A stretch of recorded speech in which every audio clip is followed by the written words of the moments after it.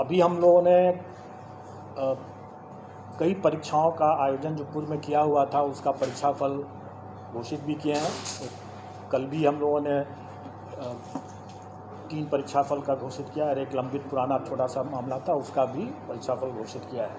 आगे आने वाले समय में भी हम लोग अब बहुत जल्दी जो हमारे लंबित हैं CDPO के, DPRO के, प्रोजेक्ट मैनेजर के और पंचायती राज ऑडिटर का, इन सबों का परीक्षाफल भी हम लोग अगले माह तक निश्चित रूप से घोषित कर देंगे।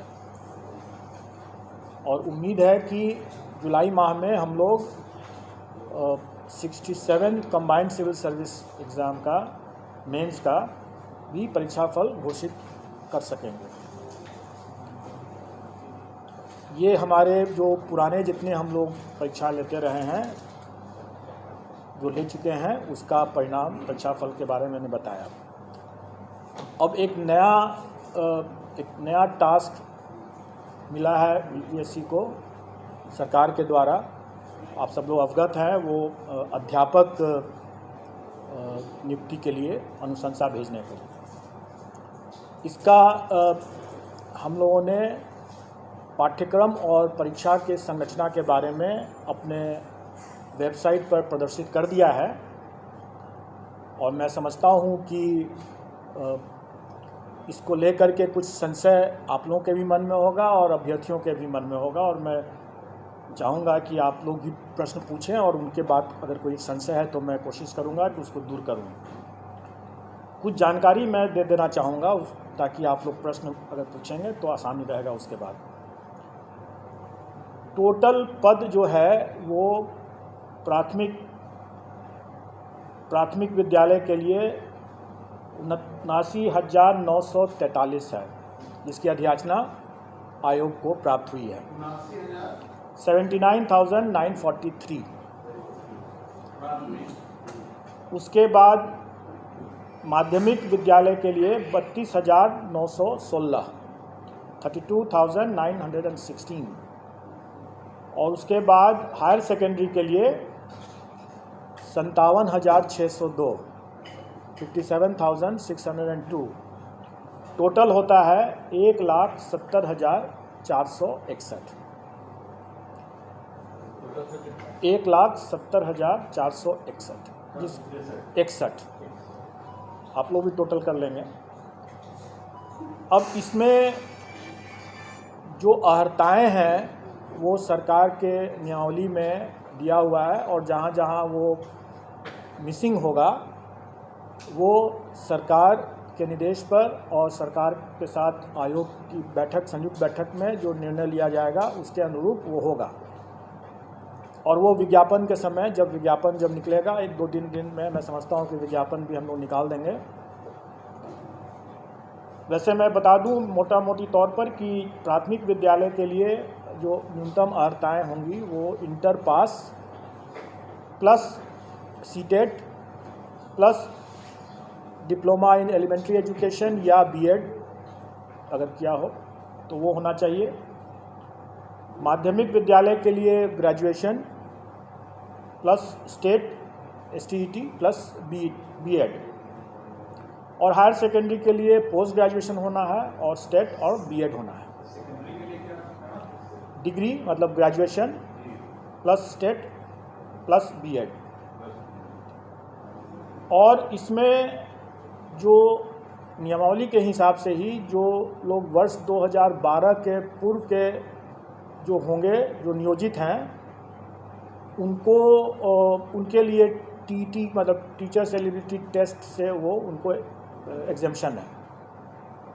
2012 से हाँ, तो ये हुआ। उसके अलावा फिर एज रिलैक्सेशन भी है उन लोगों के लिए, वो सारा चीज़ नियमावली में पहले से दिया हुआ है। वही चीज़ विज्ञापन में हम लोग रिपीट कर देंगे।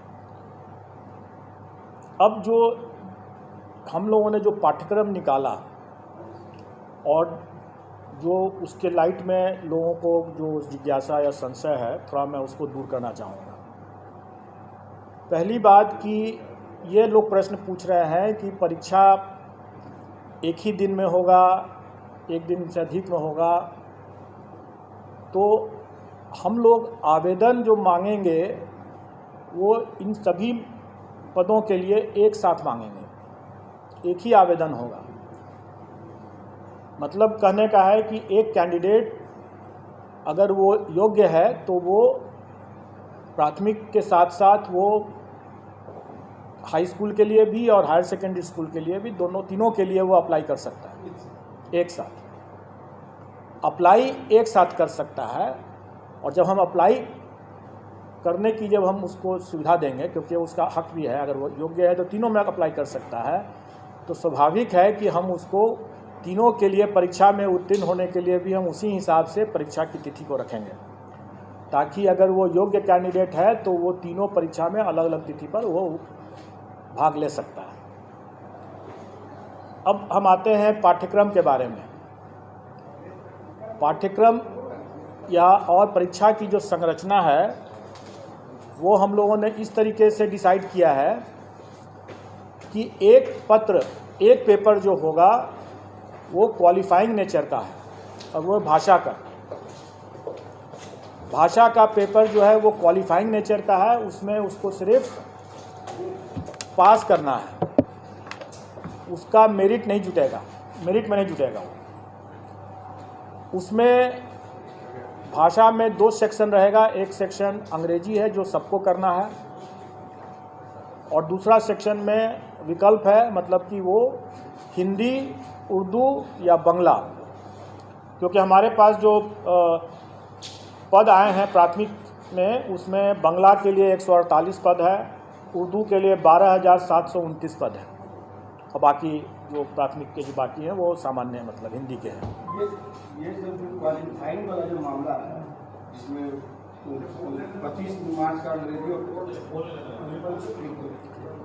मैं आपकी जिज्ञासा को जल्दी ही शांत कर दूंगा। 25 मार्क्स जो रहेगा वो, और सभी एग्ज़ाम जो हमारे हैं वो MCQ बेस्ड हैं, मतलब कि ऑब्जेक्टिव टाइप के हैं और मल्टीपल चॉइस क्वेश्चंस रहेंगे। और क्वालिफाइंग नेचर का जो पेपर भाषा का है उसमें अंग्रेजी 25 नंबर के रहेंगे, 25 प्रश्न, और हिंदी या उर्दू बांग्ला जो रहेगा वो 75-75 का रहेगा। उसमें से कोई एक चुनना है उनको। मतलब टोटल 100 नंबर के 100 प्रश्न रहेंगे, और पूरे पेपर में उनको 30% मतलब कि 30 नंबर न्यूनतम लाना होगा, तभी वो पास करेंगे, नहीं तो वो परीक्षा से, प्रतियोगिता से बाहर हो जाएंगे। इसमें जो लोगों को जो जिज्ञासा है कि पहला कि क्या 30% अंग्रेजी में अलग और हिंदी में अलग लाना है, तो ऐसी बात नहीं है। संयुक्त रूप से उनको 30% लाना है, मतलब 30 नंबर लाना है। लेकिन मेरा यह मानना है कि ऐसा नहीं हो सकता है कि कोई शिक्षक हों और वह सड़क पर अगर चल रहे हैं और सड़क पर जो रोड पर जो साइनेजेस रहता है वो अंग्रेजी में भी रहता है, तो उसको न पढ़ सकें, वो शिक्षक क्या हुए? जो राह चलते हुए जो रोड के जो साइनेजेस है उसको अंग्रेजी में अगर लिखा हुआ है तो उसको भी न, तो क्या वो अच्छी गुणवत्ता के शिक्षक हुए? इसलिए हम लोग प्रश्न के स्तर को हम लोग इस तरह से रखने का कोशिश करेंगे कि हम उनको, अंग्रेजी ज़रूर सरल रहेगा, कठिन नहीं रहेगा। हम मानते हैं कि यहाँ पर हिंदी भाषी प्रदेश है तो अंग्रेजी का प्रश्न कठिन नहीं रहेगा, लेकिन इसका ये मतलब हुआ कि हिंदी का भी प्रश्न सरल नहीं होगा। क्योंकि अगर हिंदी का प्रश्न भी सरल हुआ और अंग्रेजी का प्रश्न भी सरल हुआ तो सब हिंदी ही देकर के निकल जाएंगे। इसलिए थोड़ा हम लोग भी दिमाग लगाएंगे, और मैं चाहूँगा कि अभ्यर्थी भी थोड़ा तो अंग्रेजी भी पढ़ ही लें, ताकि वो शून्य न हो अंग्रेजी उनका, क्योंकि शून्य से अगर फिर वो फिर आगे नहीं बढ़ पाएंगे, राह चलता वो साइनेज भी नहीं पढ़ पाएंगे, तो वो अपने छात्रों को कैसे पढ़ाएंगे। ये रही बात जो हमारे वैकल्पिक जो क्वालिफाइंग नेचर के जो भाषा का जो पत्र है उसके बारे में मैंने बतलाया। इसके बाद अब मेन पेपर होगा। मेन पेपर 150 नंबर का होगा जिस पर कि मेरिट होगा, और हर स्कूल के कैटेगरी के लिए एक ही मेन पेपर है। जैसे प्राथमिक के लिए सिर्फ एक मेन पेपर है, अगर हम हाई स्कूल के लिए जाते हैं तो उसके लिए भी एक ही मेन पेपर है, और अगर हम इंटर के लिए भी इंटर स्कूल के लिए भी जाते हैं, मतलब हायर सेकेंडरी स्कूल के लिए जाते हैं तो उसके लिए भी एक ही मेन पेपर है। एक ही पेपर उसके बाद देना है, और वो अगर कोई अभ्यर्थी अगर तीनों श्रेणी के लिए अप्लाई करता है तो स्वाभाविक है कि उसको फिर तीनों पेपर देना होगा, अलग अलग दिन होगा लेकिन देना होगा तीनों के।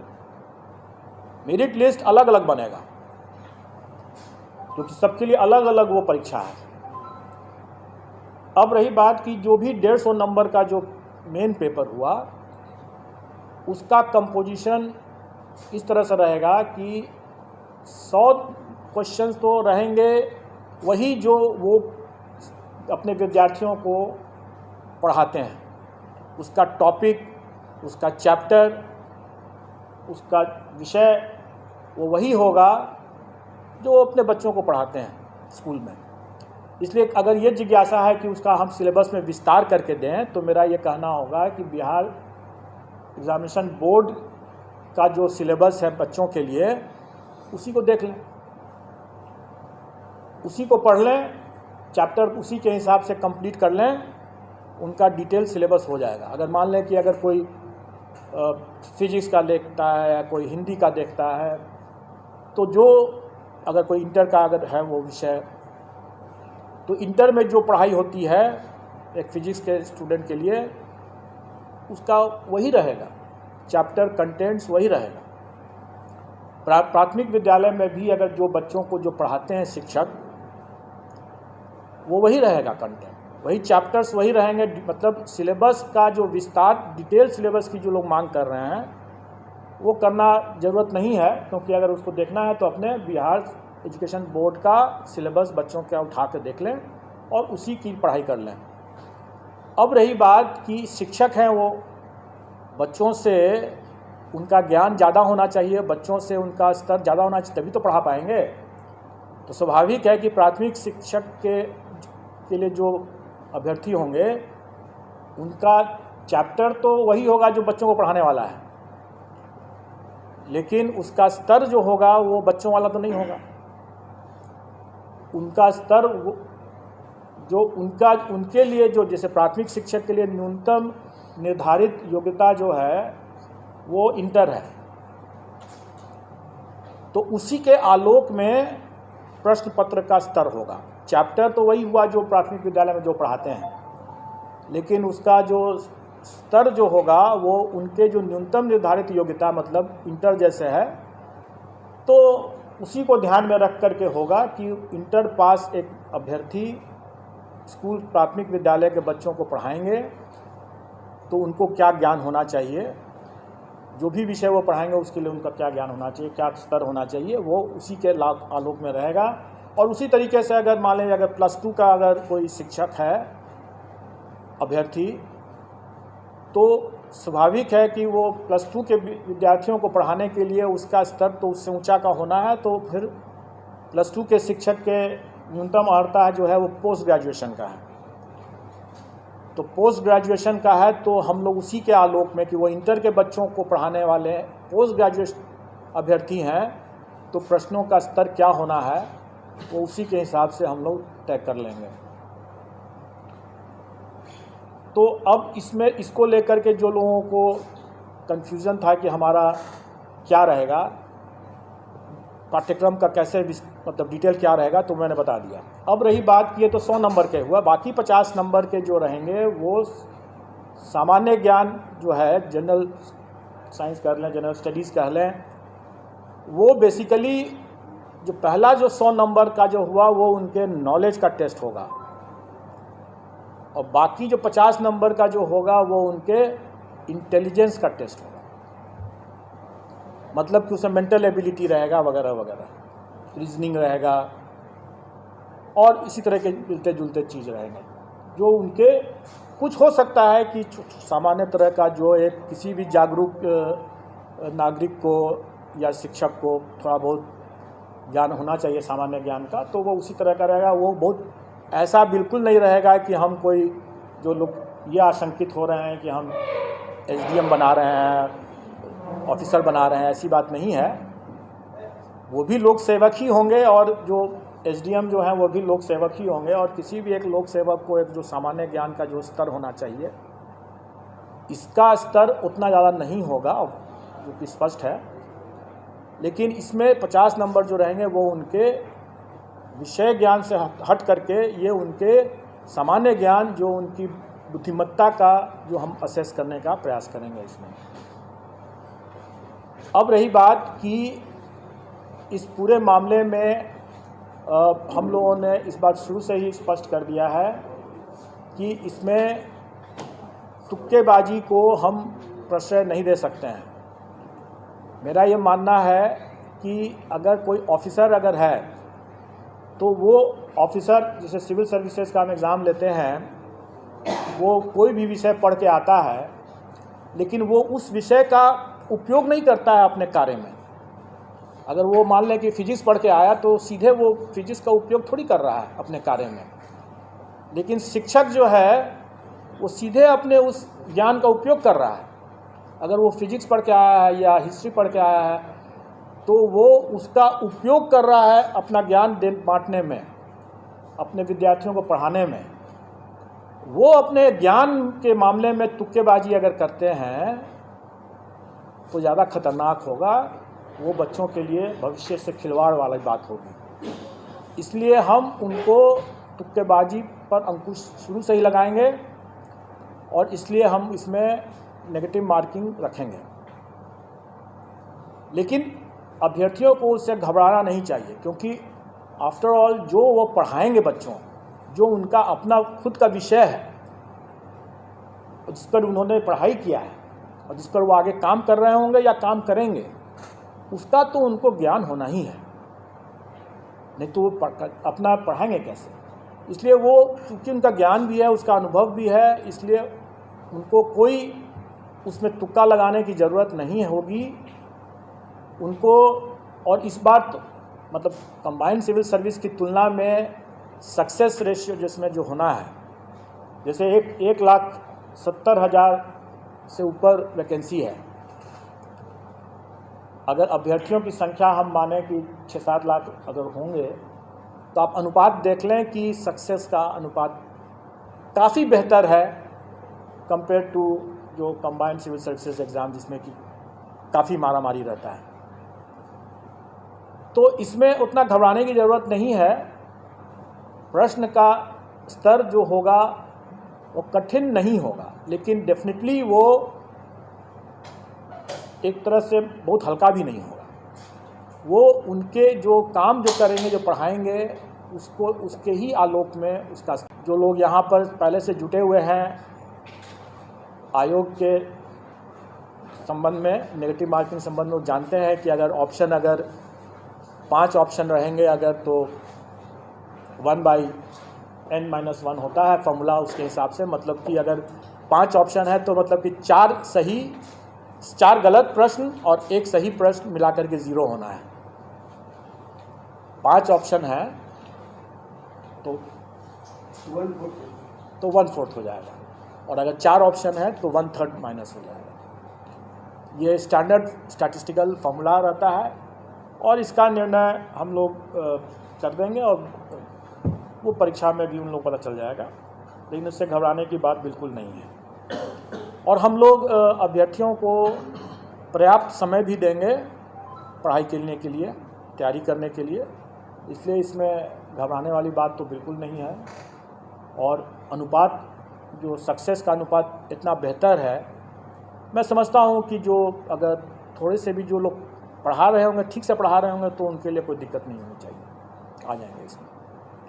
अब आप लोगों का अगर कोई प्रश्न हो इसमें, कोई जिज्ञासा। कब तक होगा सर?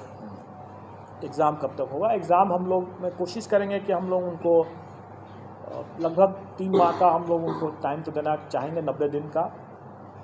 दिसंबर में लगभग एग्जाम होगा तो नवंबर तक तो सितंबर तो आप लोग हम लोग एक साथ रोटी भी खा सकते हैं और सब्जी भी खा सकते हैं। तो हम लोग मतलब तो हम लोग सितंबर में अगर वो परीक्षा कर रहे हैं तो इसका ये मतलब थोड़ी है कि हम लोग उसके पहले परीक्षा दूसरा नहीं ले सकते हैं। हम लोग उसके मतलब नहीं, ऐसी बात नहीं, हम लोग आसपास हम लोग उनको पर्याप्त समय देंगे और मोटा मोटी आप ये समझ के चलें कि अगस्त महीने में एग्ज़ाम होगा। अगस्त महीने में एग्ज़ाम होगा। हम लोग अभी चूँकि वो ये एग्ज़ाम 4 दिन चलेगा, क्योंकि 4 पेपर हो जाते हैं, और चूँकि हमें सबको मौका देना है, प्राथमिक के लिए भी और हाई स्कूल के लिए भी और हायर सेकेंडरी के लिए भी, इसलिए वो हमें समय लगेगा उसमें। पेपर वर्क जो होगा सर, भाषा का जो बता रहे हैं, तो वो तीनों के लिए अलग-अलग होगा? नहीं, वो तीनों के लिए एक होगा। प्राथमिक, माध्यमिक और उच्च माध्यमिक का एक ही पेपर भाषा का होगा, इसलिए आपको वो सरल होगा, वो सरल होगा। हम लोग चाहेंगे कि जो हमारे शिक्षक हैं बार तक नहीं जानते हैं तो फिर बड़ा दुखद लग स्थिति वैसी नहीं होगी बात। बस उतना ही जानना है उनको, क्योंकि उसके बाद जो अपने विषय के जो हैं वो अपने विषय के तो ज्ञाता हैं ही। इसका सिलेबस क्या होगा सर, भाषा का? वही तो मैं बता रहा हूँ कि ये एक सामान्य होगा। अगर मान लें कि अंग्रेजी की बात अगर करें तो वो कम से कम अगर अंग्रेजी का अखबार उठा करके पढ़ तो सकें, अगर 4 लाइन में कोई लिखा हुआ है तो उसको समझ तो सकें कि क्या लिखा हुआ है, उतना ही भर है, सामान्य है। कोई हम उसमें उनसे शेक्सपियर के बारे में नहीं पूछने वाले हैं। इसमें कट ऑफ मार्क्स जैसे था कि सर पढ़ाना अध्यापक होगा 40-45, वो सामान्य प्रशासन का बहुत पुराना सर्कुलर है और वो सभी परीक्षाओं में लागू है, वो इसमें भी लागू है। सर अभी इंग्लिश पेपर की बात कर रहे थे, तो जहाँ तक मेरे नज़रिया है कि ग्रामीण क्षेत्र में बहुत कम ऐसे टीचर जो इंग्लिश पढ़ाते हैं। गवर्नमेंट स्कूल में इंग्लिश का साधन नहीं है, तो लोग कैसे पढ़ेंगे और कैसे पेपर दे पाएंगे? देखिए, जैसे आप शायद पता नहीं थी कि नहीं थी, मैंने बताया कि क्या ग्रामीण क्षेत्र के लोग पटना नहीं आ रहे हैं? आ रहे हैं। और सड़कों पर आजकल पटना के सड़कों पर आप देखेंगे कि साइनेजेस जो हैं काफ़ी अंग्रेजी में लिखे हुए हैं। जितने व्हाट्सअप जो होते हैं, बहुत से व्हाट्सअप तो अंग्रेजी में भी लिखते हैं ना। सीनियर टीचर्स जो है, कोई एक अगर हम बिहार के भविष्य के लिए बात कर रहे हैं, हमारे बच्चे क्या उनकी सीमाओं से बच्चे की भी जानकारी या उनका जो ज्ञान जो है बाधित हो जाए? नहीं होना चाहिए। हम उनको अंग्रेजी पढ़ाने के लिए नहीं कह रहे हैं, क्योंकि वो अंग्रेजी विषय के वो शिक्षक नहीं है, इसलिए अंग्रेजी वो नहीं पढ़ा रहे हैं। लेकिन उनको इतनी जानकारी तो होनी ही चाहिए ना, जो अपने, क्योंकि वो अगर प्राथमिक विद्यालय के अगर शिक्षक है तो वो सब कुछ पढ़ा रहे हैं। हाई स्कूल के हैं तो वो अलग बात है, फिर तो विषयवार हो गया, फिर तो उसको अंग्रेजी के अलग विषय के शिक्षक होंगे। 25 नंबर है अंग्रेजी में, 75 है हिंदी में। हम अंग्रेजी नहीं बना, 75 सिर्फ हिंदी बना। तो आपने मैंने इसके बारे में जवाब दे दिया है, मैंने इसके बारे में जवाब दे दिया है, इसलिए आप उसको आप समझ लें। सर एक चीज़ है सर, इसमें कहा जा रहा है सर, जो बीएड और ये सब का जो क्वालिफिकेशन रखा गया है, ट्रेनिंग से रिलेटेड क्वेश्चन क्यों नहीं सर रखा गया? Yes, good question. मैं बता दूं कि आप तीनों स्तर के, क्योंकि अभी मेरे पास मध्य विद्यालय की वैकेंसी नहीं आई है, इसलिए मैं मध्य विद्यालय के बारे में नहीं बता रहा हूँ, अभी कुछ तय नहीं हुआ है, उसका जब आएगा तो उस समय देखा जाएगा। लेकिन अभी जितने भी स्तर लेवल के विद्यालय के शिक्षकों के बारे में मामला है, सब में देखेंगे कि अनिवार्य अर्हता में सीटेट, एस्टेट ये है या बीएड डीएलएड है। ऐसी स्थिति में उन परीक्षाओं में प्रशिक्षण संबंधित, कैसे पेडागोजी जो कहते हैं उसके संबंध में, या चाइल्ड डेवलपमेंट के बारे में ऑलरेडी उसकी परीक्षा वो टीचर्स एबिलिटी टेस्ट में दे चुके हैं। तो अब फिर से उसी चीज़ के अगर हम लेने लगे हैं तो फिर आप ही लोग कहेंगे कि जब उसमें जब ले ही चुके हैं तो फिर इसमें भी वही चीज़ ले रहे हैं, तो नई परीक्षा की क्या ज़रूरत है? नई परीक्षा की ज़रूरत इसलिए है क्योंकि जो अभ्यर्थियों की संख्या अगर 6 लाख है और अगर हम उसमें से 1,70,000 ही को हमको अगर लेना है, तो स्वाभाविक है कि हम मेरिट बेस्ड ही हम सिलेक्शन प्रोसेस करेंगे।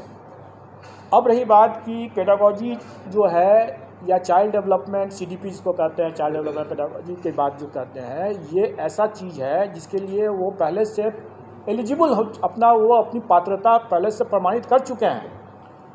दूसरी बात कि ये ऐसा मामला है कि वो भविष्य में, क्योंकि वो TET करके आए हुए हैं, वो जब स्कूल में जब जाएंगे वहाँ भी और भी अनुभव ज्ञान अभी हासिल करेंगे, उनका उसमें निखार आना ही है।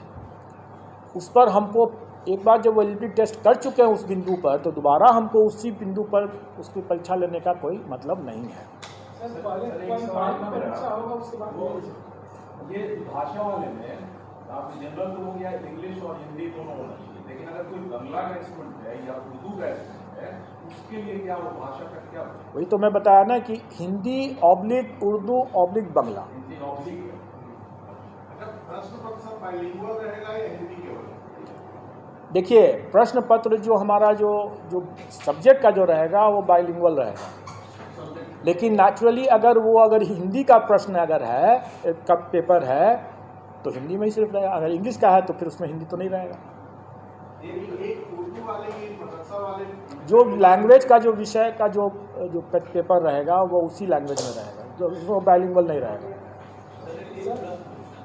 ये TET को लेके बिहार में जो अब तक परीक्षाएं हुई है, इसमें महिलाओं को विशेष छूट दिया गया है कि 85% उनके दिए, 85 मार्क्स है, तो क्या वो छूट आप जारी रखेंगे या फिर 90 का है? देखिए, जो मिनिमम क्वालिफाइंग जो कट ऑफ है वो सरकार के द्वारा पहले से निर्धारित है। उसमें महिलाओं के लिए अलग है, सामान्य के लिए अलग है। वो उसका पूरा आप लोगों को ज्ञान होगा, हमारे पाठ्यक्रम में भी वो फॉर्म परसेंटेज लिखा हुआ है। अब रही बात कि सरकार ने इस बार जो नियमावली जो बनाया है उसमें प्राथमिक विद्यालय के शिक्षकों के लिए शिक्षकों के पद पर महिलाओं के लिए आरक्षण जो है 50% शायद रखा है, 50% रखा है, जो अन्य में 30% या 35% है।